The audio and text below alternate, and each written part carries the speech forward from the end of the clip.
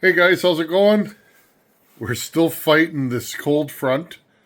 It's minus 40 again today. I hauled water this morning and we got her done. I made a fire this morning in the shop, so it's not toasty in here, but I'm in a t-shirt, so can't complain.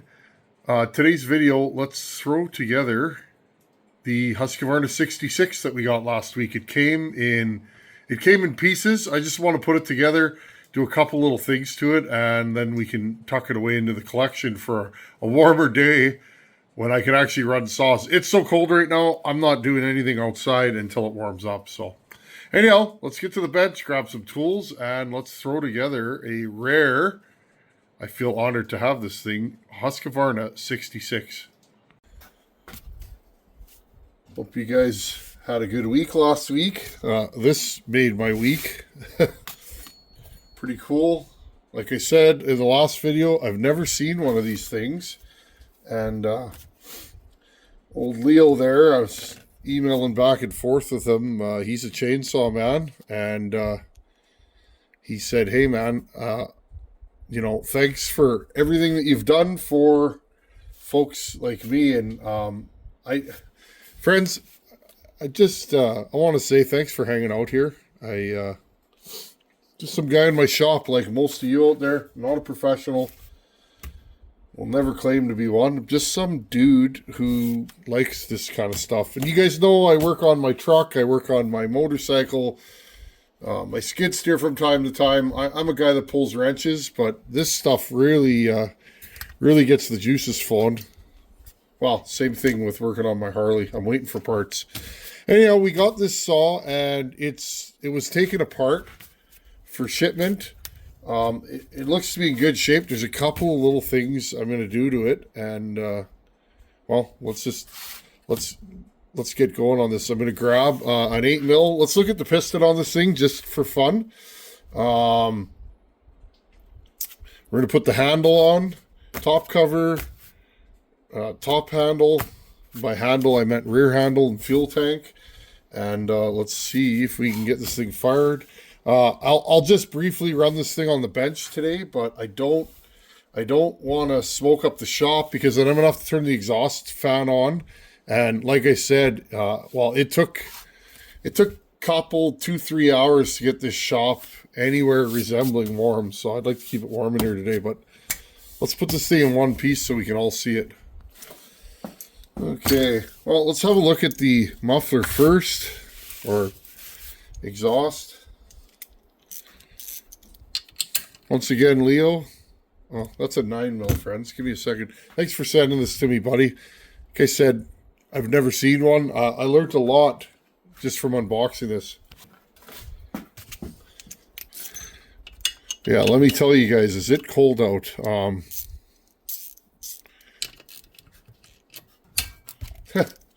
953,000 ratchets, and I picked the one that doesn't work. It is so cold out. As you guys know, my Cummins, the 6.7, that thing's been a great starter. I haven't had to plug it in. Anything, minus 25, minus 30 and under, it's been fine. It's been so cold, I've had to plug that thing in. Even plugged in, friends, it is so cold that when I get that thing running, it's actually throwing an engine code, or it's throwing a transmission code. Now, I have a tuner on that thing so I can read the codes. And it was just giving me a generic code. So I put my my scan tool, my Autel 808, my fancy one that I got there, on it just to see. So I wanted to make sure, components for a truck like that are pretty expensive. So anytime that thing's doing anything, I just want to make sure. I put the scan tool on it, and it's actually throwing a code for low voltage to the transmission when I fire it up. Because it's so cold out that it's indeed, when I do cycle the grid heater, it's lowering the voltage so much, and it's taking so much voltage to crank it over that it's telling me there's low voltage. Of course, you get rid of the code and it goes away, but it's done that a couple times now. So I'm just gonna live life with a check engine light on, and well, it's this cold because I know what the problem is. Okay, I'm just gonna get a scrunch. Okay, this bracket is actually stuck on here. So one thing about the old saws on this chassis, I know a lot of you guys are interested in this chassis. This is my favorite saw, okay? This chassis, what I call the 200 series. Excuse me. There's been arguments over the years about whether it should be called that. It probably shouldn't. It probably should be called the 162. But needless to say, most of us call it the 200 series. Lots of good debris under here, like you'd expect. Look how nice that case is. This saw's in beautiful shape. I'm trying to keep my bench clean here. Yeah, this chassis, whatever you want to call it, is my favorite. I just enjoy them. We don't have giant wood here, and I find this saw, the power to weight, this chassis, when I do my moves to them, you know, when I port them, is about the perfect saw for me. Also, you could make this anywhere from a open port 60cc saw to a closed port 272. Now, once it warms back up, friends, I'm going to get back into that 288 project. I was finding as winter got, you know, as we got thrown into the depths of winter, it was just too cold out here. And that kind of project, I need heat in the shop because I'm running my lathe. My lathe is old. And anyway, so we're not done with that project, but I needed to take a little break because, well, I went down the rabbit hole as far as I could go, and I made a few mistakes a couple times in a row machining, and I decided, I was like, you know what? I'm going to take a little break on that saw, and I know it's doable. I just got to make the right cylinder for it, and like I said, I need it to be a little warmer in here. Anyhow, well, you guys can see right there. I'll just zoom you guys right in. Here's the piston. Oh, she's like brand new. Single ring, which is interesting. All right. This piston's like brand new. Looks great. This saw looks like it probably has about 20 degrees of blowdown, just from the distance from the top of the exhaust port to the top of the transfers. Okay, so that looks good. Let's see. There's not a whole bunch of carbon in there. This saw likely doesn't have a ton of hours on it. Okay. So we know why it's leaking. It has no exhaust gasket. Do you guys think I have one of those? I probably do. So I'm just going to have a look-see and see if I can find one of my spares. I still have OEM gaskets for these saws in the factory wrapper, and that's actually where I was going to go.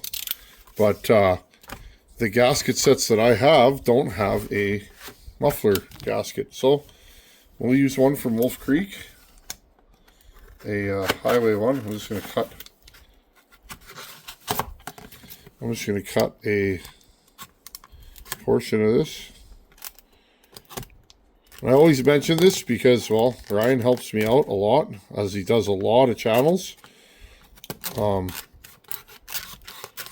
Ryan from Wolf Creek supplies 90% of the parts on this channel, so unless we're working on something really old, I wish Highway would make some McCullough parts, but probably not a lot of McCulloughs left.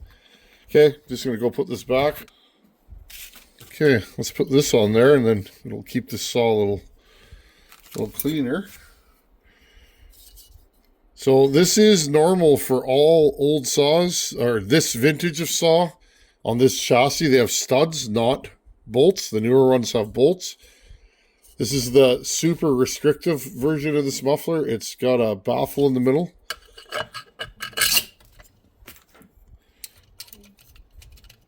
This saw is strange because I'm already noticing it's a blend of old and new. It has some of the old style components on it, like the intake block, the muffler and studs, but it's got the newer style carburetor on it, which again, I find interesting. This thing has a big carb on it for what it is.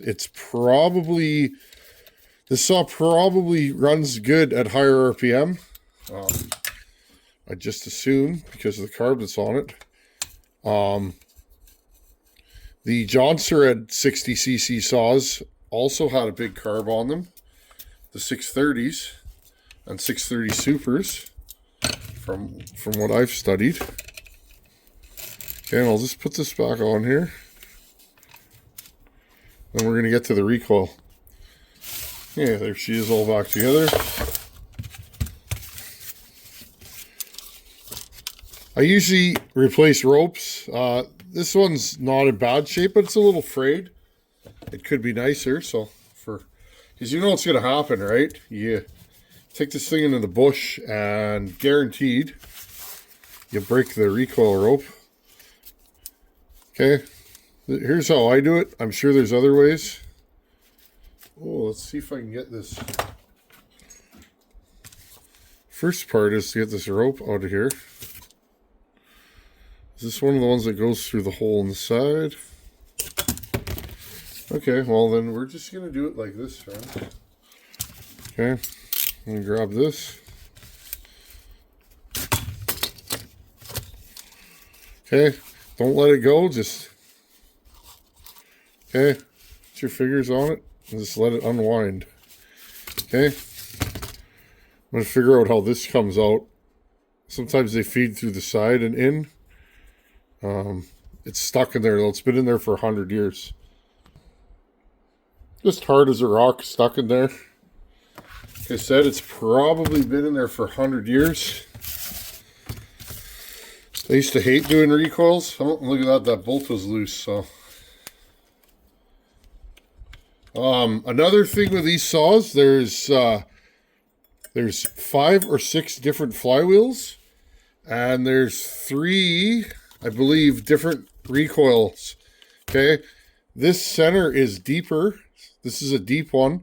This center is deeper on some of them than it is on other ones. So again, if you're mix matching parts and you got to change your flywheel, have a really close look at it.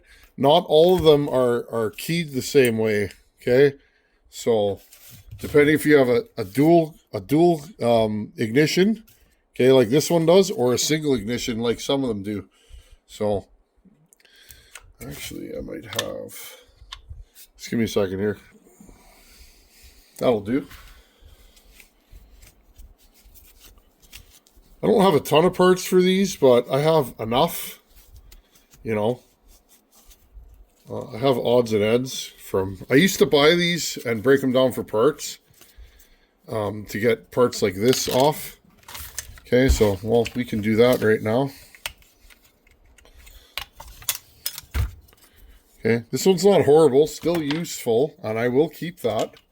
But some people might laugh, but the aftermarket ones, they don't fit properly, so they take a lot of use, or a lot of work to get into there. So, and again, some of them the wires go to the top, and some of them the wires go to the bottom. So, okay, so there's that fixed. Okay, so now that we have this apart, I'm trying to get you guys kind of situated a little bit better. Okay, just pull that off. The spring is in there, and there's a cover, so you don't have to worry about it flying out. If you did have to take that out, that's where it gets questionable. Okay, these are strange. They're not to me because I work on them all the time. But if you look, see how that's attached? Okay, it comes through the hole around here, and then you make like a little nub that it can't pull back through. Okay, that's all that holds us together. See that? Okay, that's all that holds us through. You can see this rope used to be blue. Okay, just like that. Pull this back through. Scrape some of this off there. It's on there pretty good. We'll clean that up good. Okay, clean that up nice. Sorry guys, I was fighting with this thing. I like to get this knot as tight as I can get it, okay? And then I had some technical difficulties there. It frayed. Okay, now I got this a little bit sticking out there. I'll light it on fire. That's where I like this nylon rope. Okay, and just push it down. That way it can't pull itself through. Put it into the handle. Pull on it. Okay, there we go. Brand new recoil. Should last for 172 years. Okay, let's put the handle on.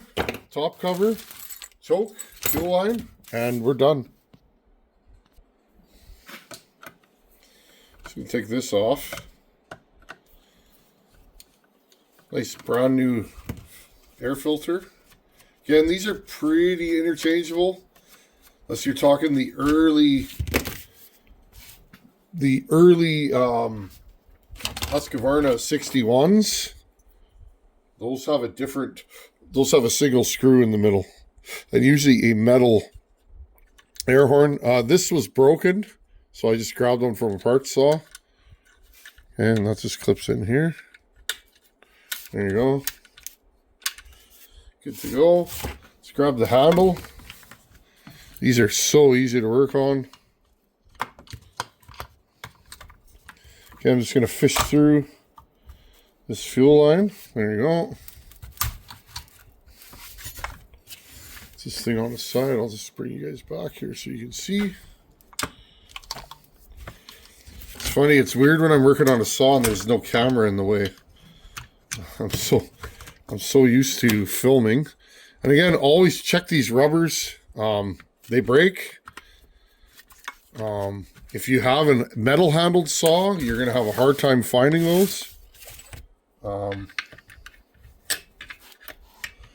than that, they're very available. Anything that doesn't have a metal handle, you can get these for. Let's pull this up. There we go. Okay. Here's a piece of the old choke. I think it got broken in transit, I think is what happened. No big deal. Okay, zoom you in here. Fuel line. Sorry guys, I hit you there. Fuel line right here. All these share the same fuel line.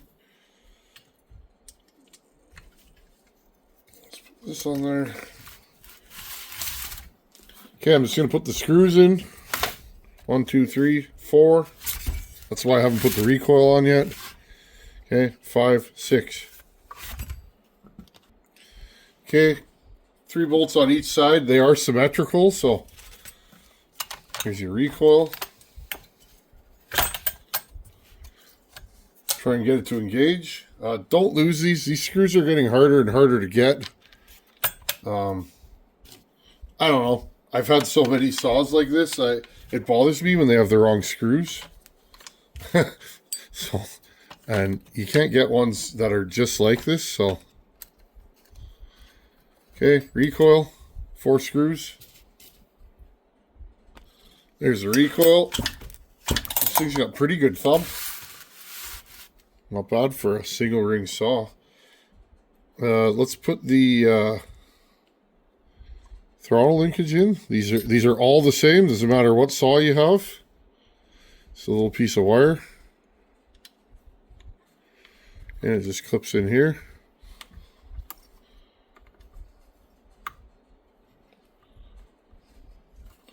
Or it's supposed to clip in there. Normally they're almost loose.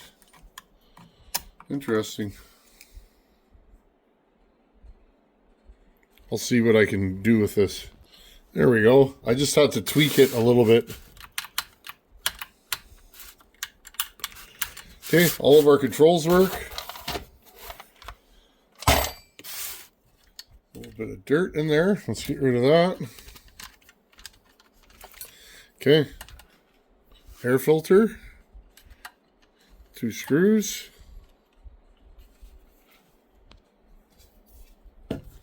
Handle. This handle, like, this saw's so nice. This handle isn't even bent. Look how nicely that fit on there. Sometimes you gotta tweak them a little, especially on an old saw like this.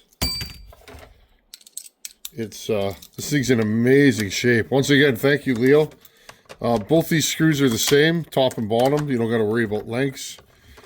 Some manufacturers, the lengths, these will be shorter than the bottom ones. You have to pay attention to that just so that you don't poke a hole in the tank.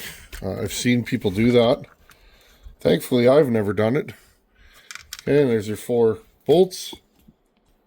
Okay, and top cover.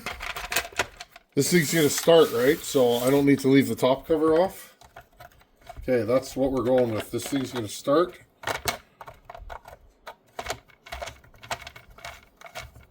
The reason why I would leave the top cover off is to prime it. This saw has a bad thread on the case right here. Not too concerned about it. We can fix that another time. It's not the worst thing. Just put a Healy coil in there, which I've showed on videos a few times. Okay, there we go. Wow, this thing's nice. Leo, buddy, once again, thank you. Let's put a little bit of fuel in this thing and just crank her over and see if she starts. Oh, and Leo is a pro. See this, friends? Put that in there. They'll never leak. You'll never have any problems with shipping. And then put it in a bag, empty it, put that in there. See if there's one in the oil tank. Yes, there is. Awesome. This thing's minty. Like, even the caps on this thing. That's pro stuff right there. Good fire starters too. Okay, I'm going to put fuel in this and let's crank her over. Okay, I just put a little bit in there. Likely I'll empty this thing after, because who knows how long it's going to sit, right? I use Opti 2 oil. I don't know what kind of additives they have in there, but I find my fuel lasts, well, forever. Years. It's almost bad. Tank vent is venting there a little bit. That's common on these. Super common. Okay, well, let's pull the choke. Oh, there we go. We found something wrong with it. It has a broken stop switch. Ooh. It's fine. Okay, friends, I'm just going to pull this over off camera. And, well, you guys can listen to it. I'm just going to grab it right here. Ready? 1, 2, 3, 4. Remember, this thing's dry.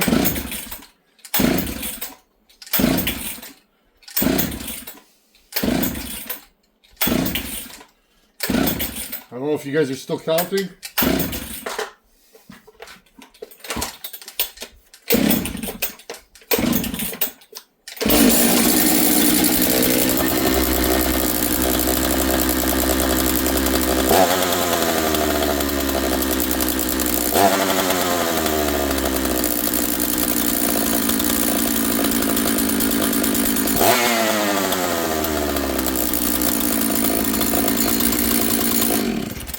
You guys hear that? The saw's a little lean. So let me grab a screwdriver.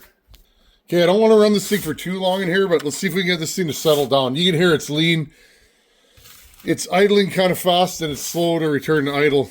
And again, that is due to air density and elevation. I don't know where Leo sent this from, but somewhere in the States.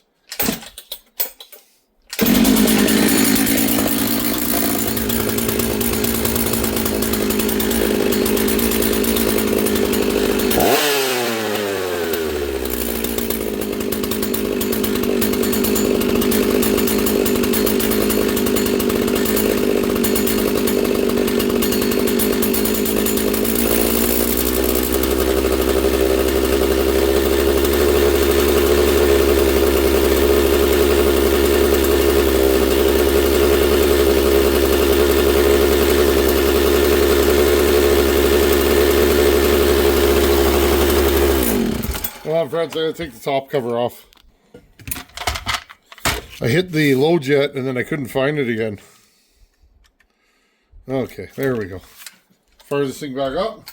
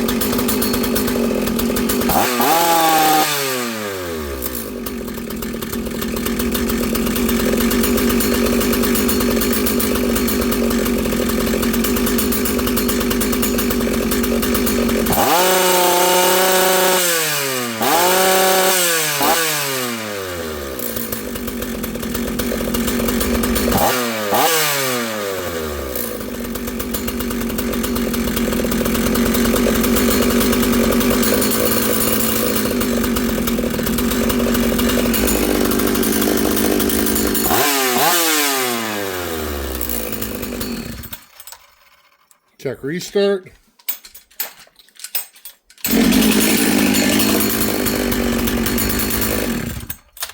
There you guys go. I would put this thing in the bush right now. From all the way rich to all the way lean on the low jet, 3/4 of a turn. That's generally these things stock where they are. If they tune like that, pretty much know I got a good tight saw. Nothing wrong with it, no leaks. The high jet was at about 2.5 turns, really rich on this thing. That was 1.25 turn I put it to. We could dial it in from there. Awesome. Well, everybody, once again, thanks for hanging out here. It's good to be me, Leo. Thank you, buddy. And this thing's pretty cool. I'm going to dig through my spares and find a nicer side cover for this thing. But other than that, this thing's awesome. Anyhow, thanks for watching. Take her easy. See you later.